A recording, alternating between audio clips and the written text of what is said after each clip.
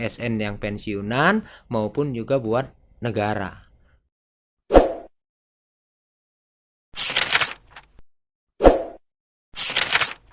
Di Talks, dan di episode kali ini kita akan ngobrol-ngobrol tentang pembahasan yang bisa dibilang lumayan hangat, dan kemarin Menteri Keuangan Sri Mulyani baru bilang kalau dana pensiun dari ASN atau aparatur sipil negara itu cukup menjadi beban terhadap APBN. Ditambah lagi dengan beban-beban lainnya di APBN yang mungkin semakin terasa berat gitu ya untuk APBN, terutama tahun 2022 ini. Nah, kita akan membahas seperti apa memangnya beban terhadap APBN itu, terutama dana pensiun dari ASN. Nah, kita akan berbincang dengan Bapak Syarif Yunus. Beliau adalah Direktur Eksekutif Asosiasi DPLK atau Dana Pensiun Lembaga Keuangan. Halo Pak, apa kabarnya Pak? Kabar baik, alhamdulillah. Pak, kita bicara tentang dana pensiun ASN yang katanya Ibu Sri Mulyani ini jadi beban keuangan negara, beban APBN Pak di 2022 ini. Menurut Bapak sendiri seperti apa Pak? Apakah layak disebut sebagai beban terhadap APBN Pak dari dana pensiun itu sendiri? Ya, kalau saya menanggapinya sih bahwa yang pertama itu bukan beban ya. Justru konsekuensi atau menjadi kewajiban dari negara terhadap para aparatur sipil negara yang sudah pensiun. Karena itu komitmennya adalah pada saat lampau berdasarkan regulasinya ya. Ya, yang kedua adalah dia kemudian menjadi persoalan sebenarnya di skema. Ya kan, karena formula yang diterapkan atau skema yang diterapkan selama ini dan oleh negara adalah skema PSU-GO. Ketika si ASN-nya berhenti pensiun hari ini, maka kehidupan kedepannya itu menjadi tanggungan negara. Nah, karena tanggungan negara yang dananya itu tidak disiapkan pada jauh-jauh hari. Sehingga ini kan harus masuk ke dalam APBN untuk membiayai si pensiunan ya kan. Nah, kalau pensiunannya pertama masa hidupnya panjang, jumlahnya terus bertambah, maka uang pensiun yang harus disiapkan oleh negara tuh menjadi besar kan. Nah, karena itulah, karena semakin lama semakin besar, tentu ini pada akhirnya kan menjadi dirasa sebagai sebuah beban. Jadi yang paling penting justru skemanya harus digeser, tidak lagi menjadi katakanlah masuk ke APBN berdasarkan katakanlah anggarannya negara, tapi harus mulai ngiur. Negara ngiur ke ASN, kemudian si ASN-nya juga ngiur. Misalnya negara ngiur 10% per bulan. Disiapin uangnya secara terpisah, sehingga nanti ketika ASN ini pensiun, ya sejumlah itu tinggal dibayarkan. Itu yang disebut dengan skema fully funded. Ya, jadi dari PSU-GO yang sekarang kalau karyawan atau ASN-nya berhenti, baru dijadiin beban negara untuk bayarin tiap bulan. Padahal sebelumnya nggak ada pencadangan dana. Nah, kalau di fully funded, sekarang mulai hari ini setiap bulan negara nyisihin tuh 8%, 8%, 8% sampai nanti pada saatnya si ASN pensiun itu baru dibayarkan dari uang yang terkumpul atau terakumulasi. Buat saya itu bukan hanya negara. Perusahaan swasta pun harus melakukan itu, karena cepat atau lambat pegawai itu pasti pensiun dan perusahaan harus bayar yang namanya uang pensiun atau uang pesangon. Pertanyaannya, uangnya dari mana? Jangan PSU-GO, harus fully funded dari sekarang, cadangin. Berarti itu juga jadi apa ya? Bisa dibilang skemanya jadi pembelajaran juga untuk swasta juga, perusahaan-perusahaan swasta ketika akan membayarkan dana pensiun untuk karyawannya, berarti apa ya? Betul. Sebenarnya tidak ada masalah ya dengan yang namanya uang pensiun. Yang masalah itu kalau uang pensiunnya tidak dicicil dari sekarang. nggak dicadangin dari sekarang. Harusnya dari sekarang itu dicadangin 5% kah, 8% kah, 10% kah, sehingga nanti pada saatnya waktu pensiun itu bisa sudah ada duitnya itu. Jadi itu yang disebut dengan mulailah mencadangkan dana pensiun dari sejak sekarang sampai nanti pada saatnya usia pensiun itu datang gitu ya. Karena cepat atau lambat siapapun itu pasti akan membayar uang pensiun. Negara bayar, perusahaan swasta juga bayar.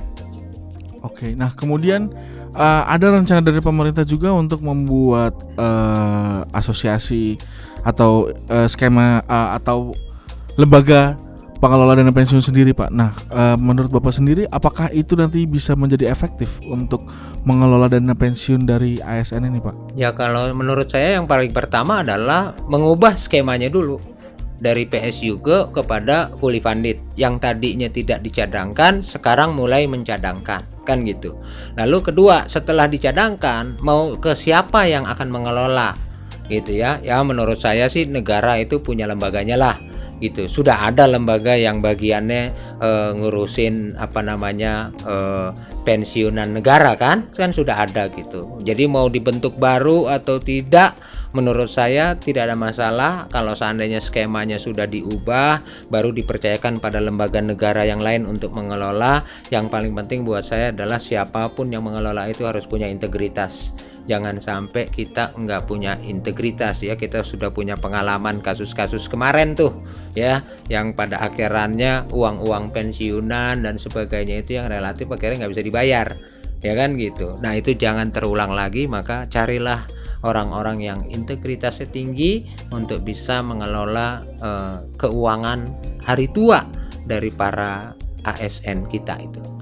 Selain lembaga pengelola pensiun, juga kemarin Ibu Sri Mul juga bilang kalau sebenarnya penting untuk kita memiliki undang-undang pensiun, Pak.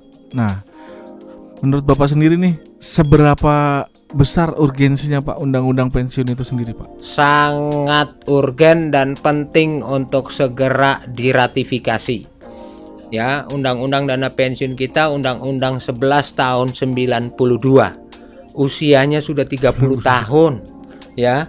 Jadi menurut saya ini relatif nggak diperhatikan oleh pemerintah. Justru segeralah pemerintah ya dalam hal ini untuk melakukan revisi terhadap undang-undang dana pensiun 1192. Konon kabarnya itu juga sekarang sudah di dalam pembahasan dan semoga saja undang-undang dana pensiun yang baru nanti gitu ya, itu yang disebut dengan undang-undang P2SK gitu, itu mudah-mudahan bisa segera terrealisasi dan di dalamnya adalah menjadi angin segar untuk perbaikan sistem pensiun ya di Indonesia, baik itu untuk ASN maupun juga untuk pekerja swasta.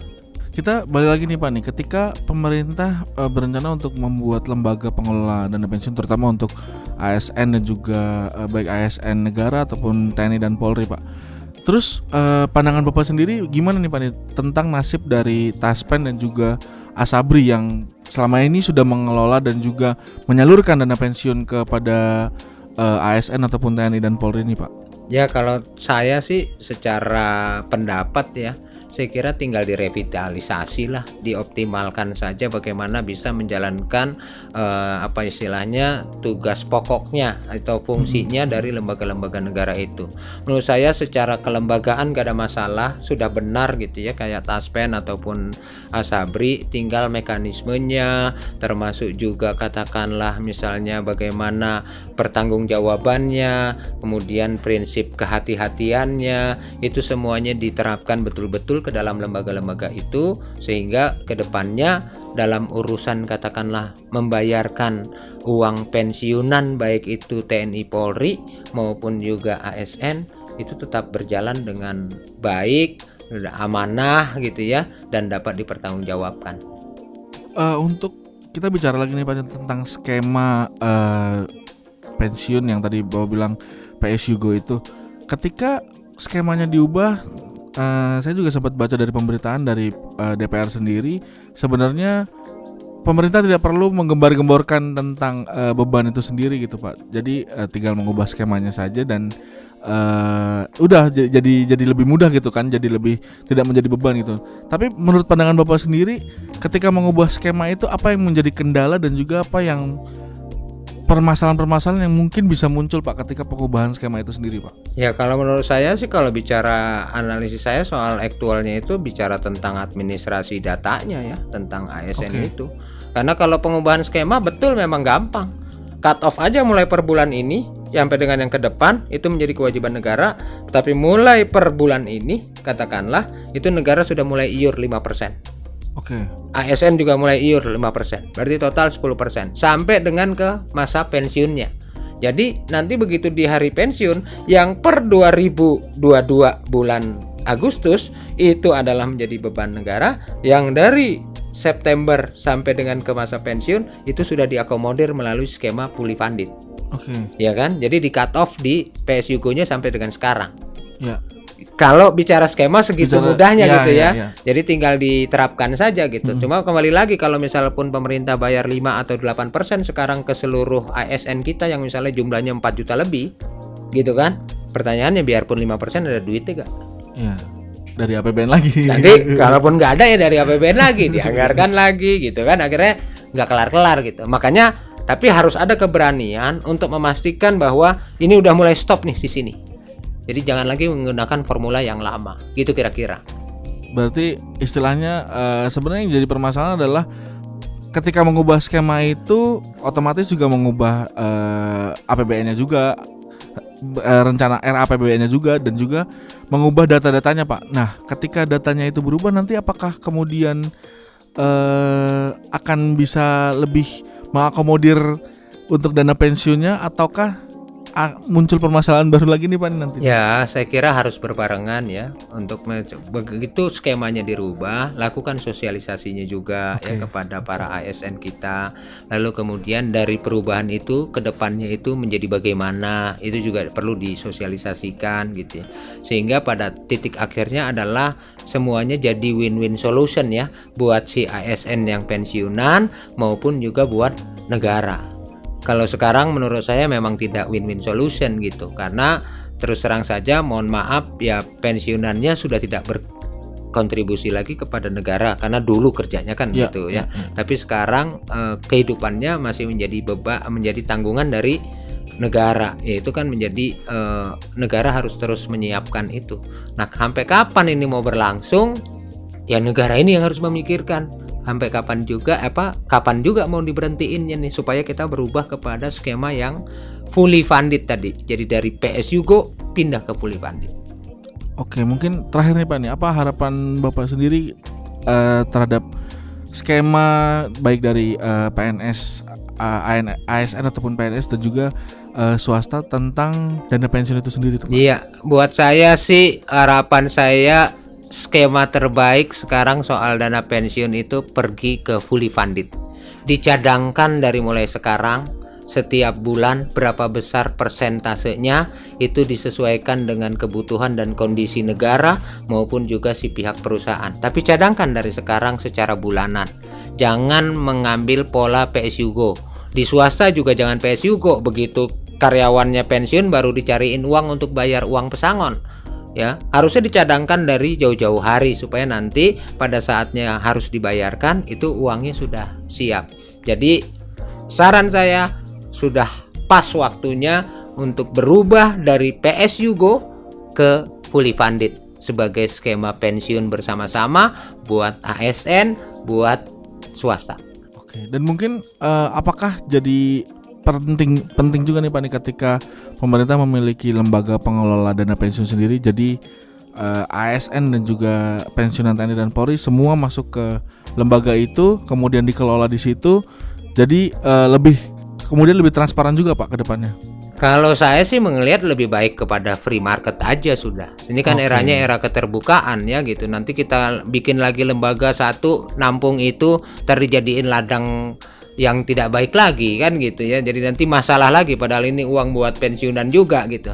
Lebih baik sudah jelas yang ada di market ini sekarang sudah ada semuanya, tinggal dioptimalkan. Silahkan kalau perlu dipilih secara terbuka, secara transparan, secara dilihat kinerjanya masing-masing seperti apa. Jadi biarkan bebas, yang paling penting mereka mendanakan.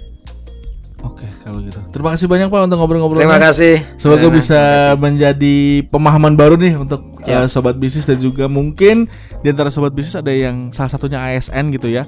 Jadi lebih tahu dan mungkin bisa menyarankan juga nih ke pemerintah langsung supaya mengubah skemanya segera, dan juga semoga harapannya ke depannya undang-undang mengenai pensiun ini bisa segera jadi terbentuk ya, dan Ya. segera dibahas jadi RUU dan segera menjadi undang-undang ya Pak. Ya, betul sekali. Terima kasih Pak untuk ngobrol-ngobrolnya. Terima kasih. Sampai jumpa di